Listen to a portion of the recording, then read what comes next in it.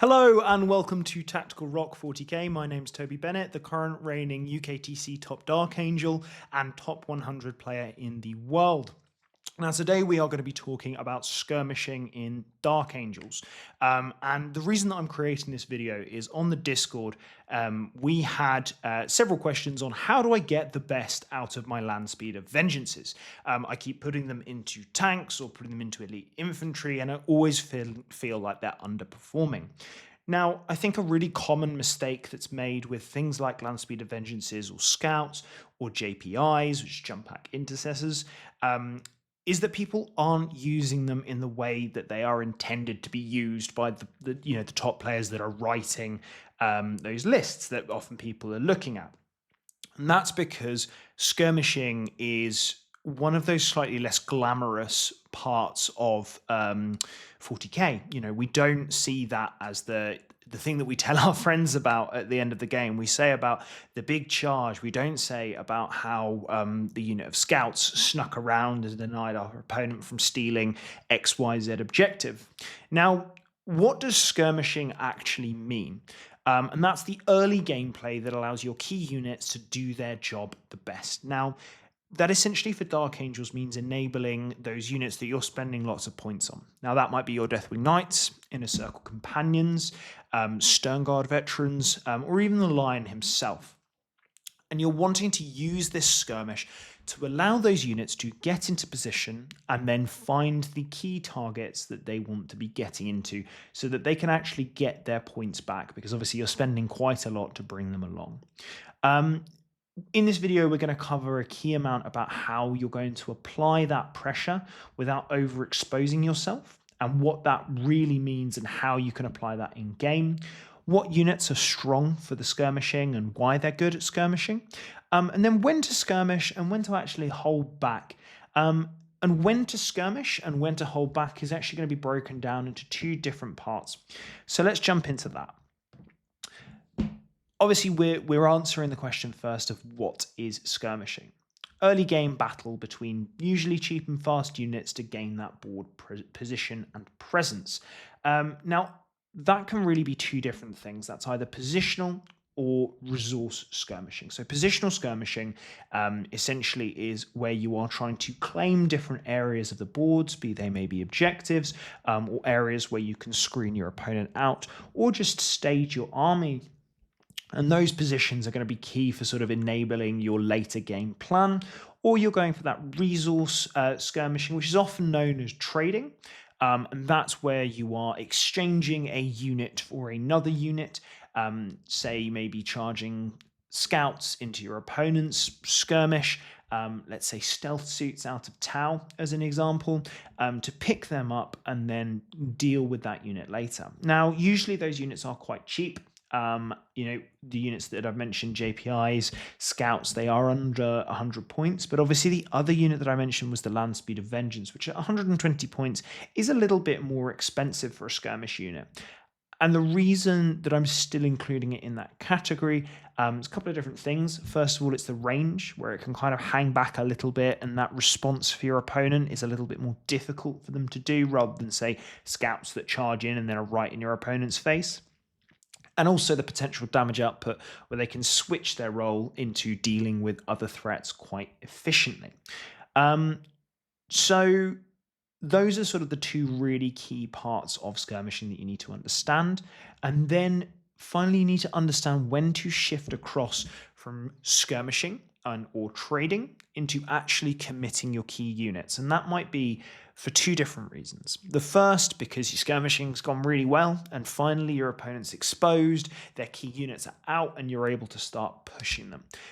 That's best case scenario. Now, worst case scenario is that skirmishing has gone wrong, and that things are starting to look a little bit dire, and that you need to shove. And sometimes you are just going to have to commit your resources and rely on their defensive stats. And in Dark Angels, we're reasonably lucky that we can rely on those defensive stats, but because we've paid that premium price for those defensive stats, we have a little bit less in our skirmish bank, which does make things a little bit more difficult when we're trying to shove forward, do that trade. So as a Dark Angels player, learning when you go, okay, trading's done, that's enough, go. That can be really quite important. And I think it's something that you'll learn through more reps and through more experience, especially because it really does depend on army to army. So, what's board presence skirmish? Now, at its core, it's just occupying parts of the board that are a bit of a pain in the backside for your opponent if you're in them. So, that's objective points because points win prizes. It might be that your opponent is a heavy deep strike army like Grey Knights, and you are preventing them from deep striking into key areas of the board and activating more of their army. That can be a really powerful skirmish because there are only 5 turns in a game. If you are denying your opponent activations for a number of turns, each time it reduces that unit's efficiency by 20%. Doesn't matter if it's dead, it's still 20% less efficient over the course of that game if it's not achieving what they put it in their list for. And like screening is a really good example of that because if you're denying them a key place to drop and something they have to drop in their backfield, not only did they not get any efficiency early game from that unit just not being around and not being able to maybe be involved in a skirmish or things like that, but also suddenly they're probably taking another turn or two to get into position, and then suddenly maybe you've reduced that unit's efficiency by 80% and you haven't had to fire a shot at it. So that's a really key thing with that board presence skirmish. It's reducing efficiency of opponents' models or forcing a response out of your opponent so that they can rebuild that efficiency. Now, talking about reduction of efficiency, another really great one, and something that I think people will learn again as they get more reps, is move blocking. This is one that we as Dark Angels players will do a lot less, and something that we need to recognize because people will try to do it to us a lot more. Deathwing Knights are slow. That is the key issue with Deathwing Knights, that they're slow and they don't fly. So if you can move block them efficiently, you can keep them pinned for longer than a Dark Angels player would like. And that's something that we need to look out for. So part of this is delivering this, but also looking how you can stop your opponent being able to do this. Move blocking your opponent to limit their mobility, let's say maybe putting those scouts in front and stopping your opponent coming within engagement range until they charge. It might pin your opponent back in their deployment zone and buy you time to either stage your Deathwing Knights in key positions, because if they run out into a position where if your opponent can get to, X position, then they're able to shoot, but they can't get there because you're blocking them up with the scouts. That then suddenly becomes a safe position, even if it was really exposed before. So it's a really good way of just kind of being able to get your Deathwing Knights into position or scoring high on primary early game. That's particularly useful if you've gone first, because usually there is a go second advantage in most of these missions. But if you're able to score high on primary early, it's going to counteract your opponent's late game scoring. So that move blocking can come in really handy. We are light on units that are able to do it. JPIs, Vanguard Vets, if you're playing Wrath of the Rock, are pretty good at it. Vanguard Vets with their shields and the -1 to wound. It's a pain in the bum for your opponent to remove them. They've got to commit relevant stuff, and then suddenly you're able to shoot that. But also, just screening out areas of the board can be super useful. Deep strike is such a powerful mechanic. Rapid ingress is an incredibly powerful stratagem. Being able to stop your opponent from getting into those keyboard areas and really using that mobility that they might have against you, it can really ruin their day. And particularly when we are seeing more and more Catan with Deep Strike, or I'm trying to think of another good example of it. I mean, our Deathwing Knights are a great example of Deep Striking, or maybe Uriel Ventress giving Victrix Honor Guard Deep Strike. There's plenty of relevant threats that you're going to need to screen, and the more that you can push your opponent back by having that board presence with those cheap throwaway units, the better. It's just understanding when you play for board presence, playing for points versus playing for that push. And there will come some difficult decisions to make on when you can make a move block with those scouts or they can sit on primary. Because will your opponent, if it's say a 9-inch charge for your opponent to come out and maybe take that primary off you, or you do the move block and delay them, but then you don't have something on the point. If you can put something else on the point, easy answer. But otherwise, it becomes a very difficult question because it's an above average charge. It's still only a 49% chance of happening with a reroll if you're able to pre-measure and get your opponent doing a 9-inch charge. But equally, that can happen. And then suddenly you'll lose that unit and lose that board presence as well. So it is a fine art in terms of learning what is safe and what is the better move to make. So board presence skirmishing is really very important, and something that you can pick up is sort of really using coherency as well. 2 inches for that coherency can be very, very useful just to really screen out more areas and get the most out of that board presence if that is what that unit is designated to do. Resource denial skirmish is the second one, and personally it's my favorite because I imagine it's also your favorite because it's killing things, and we all like killing things. We like rolling dice. We like hitting things with chainswords. It's probably why Space Marine 2 is so popular as well.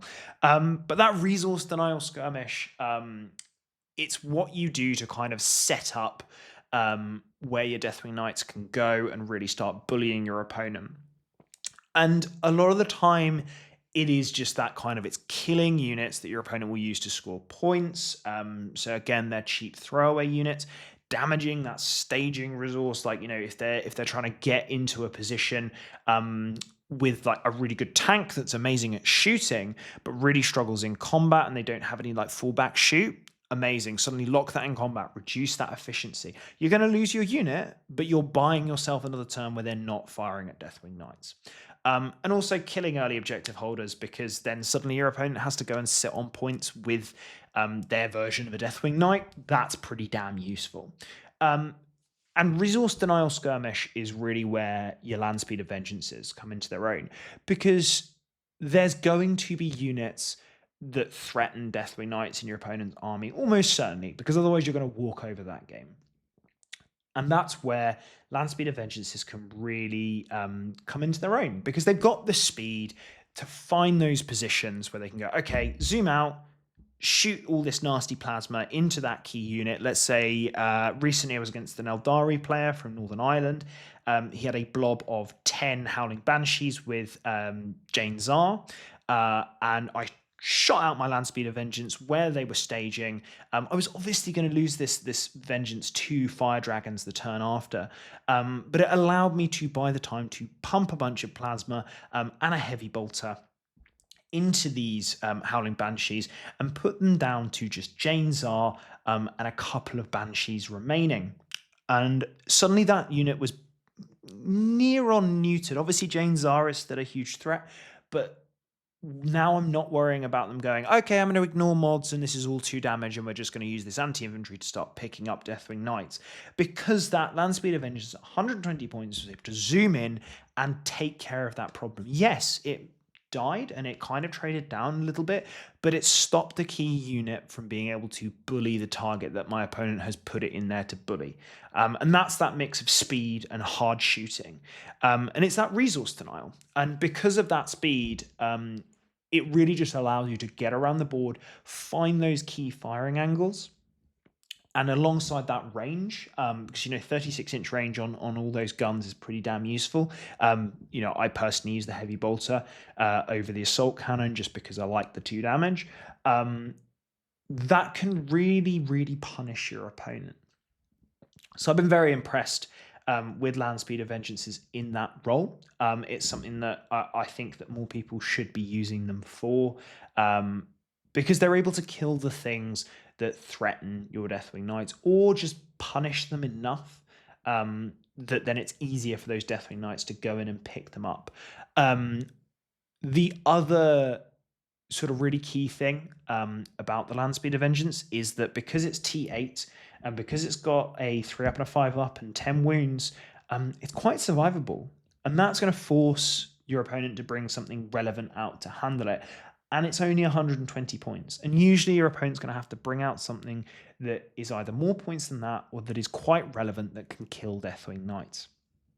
And if that comes out and you get the charge on it first with your Deathwing Knights, perfect. That is another weapon / tool that your opponent has that could kill Deathwing Knights that isn't. And that is how Dark Angels win games. They reduce the number of activations that can kill Deathwing Knights or the Lion or those big blobs of Inner Circle companions, and then they just cut through your opponent. That's really the simplest way to play Dark Angels. You get rid of those units that are able to efficiently go into your key units, and then you push. And that's why I really love the Land Speed of Vengeance, because it elevates that while also being able to flex into different roles very efficiently, because it's got good speed, because it's got a good gun, and it's not too bad in terms of survivability for the amount of points that you're paying for it. Damage 3 is a really, really nice profile at the moment. Twin Linked is even better when you have access to Oath of Moment, and suddenly you're getting full rerolls and you are bullying your opponent. So that's where Resource Denial Skirmishing can really come into its own. Finally, what are the best skirmish units, and why are they the best skirmish units? So, Old Faithful, I think you see this in just about every single Dark Angels or Space Marine army, is a squad of scouts or the lieutenant with combi weapon. Now, a lot of the time I think that they are not so much for resource denial, but more board presence, because they have the infiltrate keyword. And having the infiltrate keyword allows you to, deploy out of your deployment zone, get that early board presence, but it also blocks your opponent from deploying within 9 inches of them if they've got their own infiltrate. And that could be really quite useful for just either securing your expansion or maybe denying a good staging area if they're like a heavy scouting army, like Bringers of Flame Sisters. And it just really allows you to kind of find your feet, buy that board presence, and potentially sneak into your opponent's deployment zone or sneak into some of their softer units in that early game. The amount of time that I've had scouts that have just snuck forward, caused havoc, screened out my opponent, and then that's allowed my Deathwing Knights to get into position. It's always been incredible. So scouts and the combi lieutenant for a slightly different reason. You're not usually slinging him forward. He is often just there to score you points. You pay your 70 and then he's rewarding you with both primary and secondary points very, very easily, alongside being a lone op and having that reactive move. It gives your opponent like 3 inches where they can actually interact with him without proccing that reactive move to then just run away and like run behind a wall.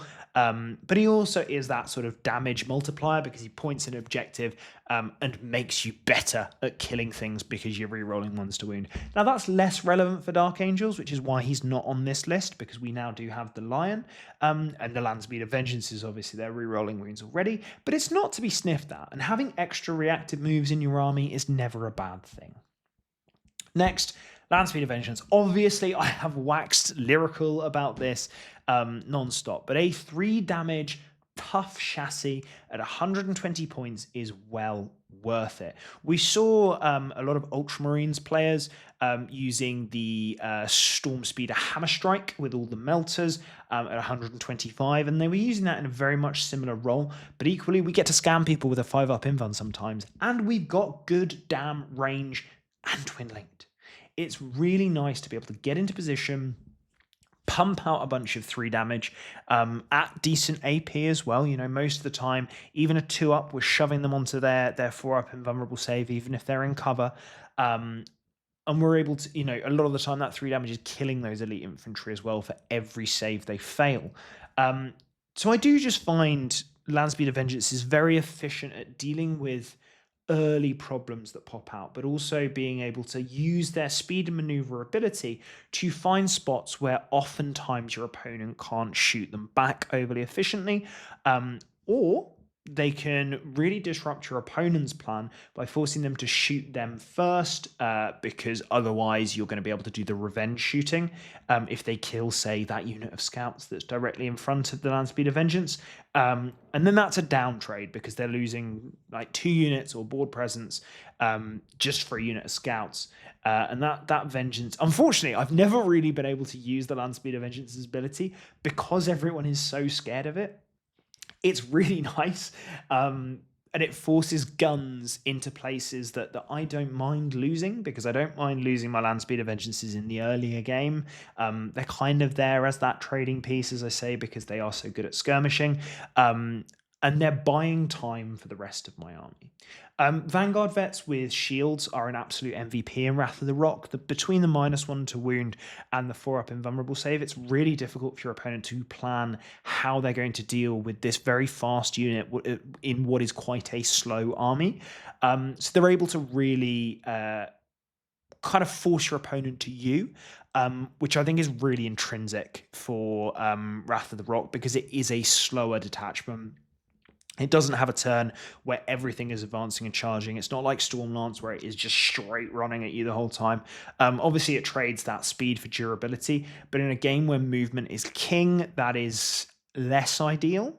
But equally, those Vanguard veterans kind of level the playing field, because they come with that base 12-inch move, access to advance and charge, and then they're surviving a hell of a lot and usually cutting through most skirmish units pretty damn efficiently, especially if you're able to get Oath as well.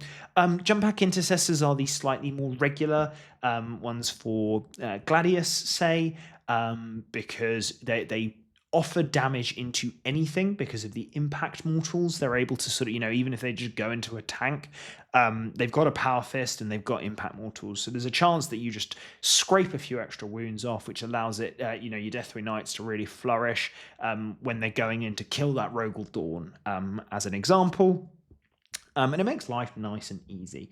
Well, not easy, but it improves your later efficiency, because you've already chipped some damage in. And skirmish units doing chip damage, or comfortably wiping out opponents' skirmish units, really quite handy. Jump back intercessors are great at just making sure those scouts dead, because you're saving on 6s to the 2 damage one. You're taking mortals on the charge, usually losing 1.5, maybe one scout. And then at that point, the chainswords are going in, and they are saving their wounds on 5s, which is usually going to pick up the rest of the squad. Now, an honourable mention to Gladius, and one of my favourite units for this is the Artificer Armour Gravis Captain, who I affectionately refer to as the Catan Captain. Now, that that reference doesn't work anymore since the Catan rework, because they no longer halve damage. But essentially what this captain does is he's 90 points. That includes the enhancement. He has a 2-up armor save, a 4-up invulnerable save, a 5-up feel no pain, and he halves damage. And he also gets access to a free strat. So he's pretty damn good at surviving, because if you fail a save, you can just free strat and re-roll it to try and get that 4-up invulnerable save. He's really quite good at just going forward, killing other skirmish units, because he's got a ton of 2 damage attacks. He's survivable. He's toughness 6, which is no slouch. You sort of, a lot of the, say, Vanguard vets or jump back intercessors, they're really struggling into that kind of profile, because they're wounding it on 5s with all the chain swords, wounding it on 3s with the power fist, but losing 50% of their damage output. So the Artificer Armor Gravis Captain, it's so great at just pulling more resources out. Honourable mentions need to go to Outriders and Black Knights, similarly because they are just really quick. They're usually quite cheap, so they're both 80 points at the moment, and they can punch up. So obviously Outriders going to 2 damage and strength 5. It's very good into marine equivalent profiles. And then Black Knights, obviously they do have access to that plasma, so they can be quite good. I think they are a little bit let down by the fact that they're only 3 wounds, which is poor. It works really nastily with Hazardous as well, which is a shame, because each time you roll a 1, you're losing a guy. And then also they're only 1 damage in combat, so a lot works against them. But ultimately, this is a unit to keep an eye on, because all they need is a little rules rework. So like go to 2 damage, or I'm trying to think of something else that could maybe put them up there. Maybe 5 attacks each at the 1 damage. That would suddenly really elevate them. Or just giving them that 4th wound to really help with their shooting. Suddenly they're a relevant unit. And I think Outriders, they're slept on a reasonable amount because they can't breach, which is going through walls. But equally, at 4 wounds, they're a weird little profile for your opponent to try and deal with. They got fat old bases, which are great for move blocking. And with 2 OC, they're out OCing most 5 OC units and stealing that objective off them, which is really quite useful. So I hope you've really enjoyed this episode on how to create the best skirmish units and how to get efficiency out of them. I'll be talking more about how you can get efficiency out of your hammer units like the Lion in future videos, so keep an eye out for that. Make sure you're liking, subscribing, and if you're enjoying Tactical Rock 40k, then pop a comment down below. And remember, stay loyal. We'll see you in the next one. Thank you so much, guys.